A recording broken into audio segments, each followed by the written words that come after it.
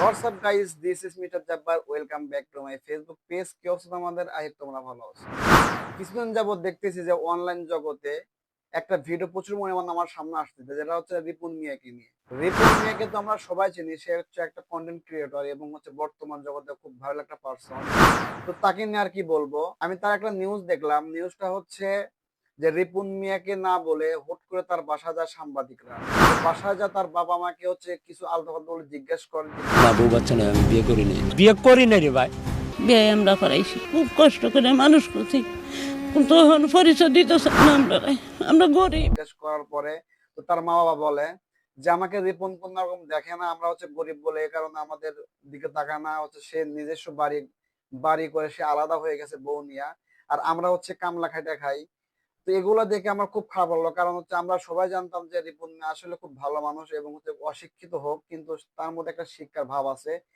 এবং মানে হচ্ছে কিছু কিছু বড় হচ্ছে আপনার টিভি চ্যানেলে যা সে বক্তৃতা দিচ্ছে, বক্তৃতা খুব ভালো লাগছে।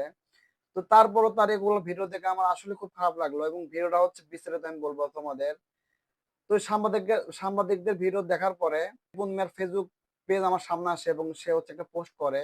কোনো কারণ ছাড়া সাংবাদিকরা আমার বাসায় যায় এবং হচ্ছে আমার বাবা মাকে উল্টাপাল্টা প্রশ্ন করে, আমার বাবা মা ভয়ে উল্টাপাল্টা উত্তর দেয়। তো তারপর হচ্ছে সাংবাদিকরা তার হচ্ছে গ্রামের কিছু লোক থেকে জিজ্ঞেস করলো যে আসলে এগুলো ঘটনা সত্যি কিনা। তো তারা বলে আসলে সত্যি, যেদিন থেকে হচ্ছে রিপন হচ্ছে টাকা ইনকাম করা শুরু করছে তারপর থেকে তার বাবা মাকে দেখে না। দেখার না কারণ হচ্ছে সে এখন সেলিব্রিটি, যদি তার বাপ মা পরিচয় দেয় সে হচ্ছে তার অসম্মানী হবে, এ কারণে সে পরিচয় দেয় না। পরদিনে একটা ভিডিও দেখলাম যে রিপন মিয়া তার মার গলা ধরে কান দিচ্ছে এবং হচ্ছে মাকে বলতেছে তুমি হচ্ছে সাংবাদিকদের এগুলা কেন বললা, আমি তো তোমাদের সবকিছু দেই। তো আসলে তার হচ্ছে অভিনয়টা দেখে আসলে আমাদের সুখের মনে হয় না, এই পিছিয়ে মূলত আপনারা কিছু হচ্ছে তার বউ না কি হয় জানি না ওটা। তো তার হচ্ছে আইকিটি থেকে তো ওখানে হচ্ছে যুদ্ধ শুরু হয়ে গেছে। তো এটা হচ্ছে রিপন মিয়ার হচ্ছে মুখের ফেস দিয়ে মনে হচ্ছে এটা পুরাই হচ্ছে বানোয়াট ভুয়া। আসলে সত্যিকার অর্থে হচ্ছে তার বাবা মাকে সে দেখে না, দেখভাল করে না, এটাই বাস্তব। হা হা হা। তার ডায়লগটা হচ্ছে প্রচুর পরিমাণে হচ্ছে ফেমাস।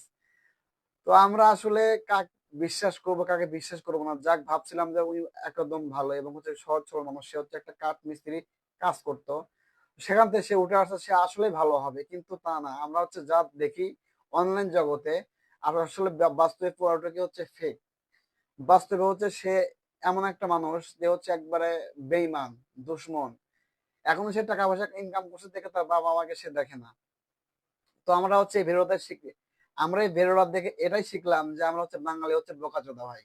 কি কারণে বলতেছি, যে আমরা এমনি একজনকে ভাইরাল করে দিই এবং তার সম্পর্কে না জেনে না বুঝে এত সুন্দর সুন্দর কথা বলি এবং হচ্ছে তাকে বড় মাপে একটা কিছু বানিয়ে দেয়। কিন্তু দেখেন হচ্ছে সত্য সামনে চলে আসলো, সত্য সামনে চলে আসলো।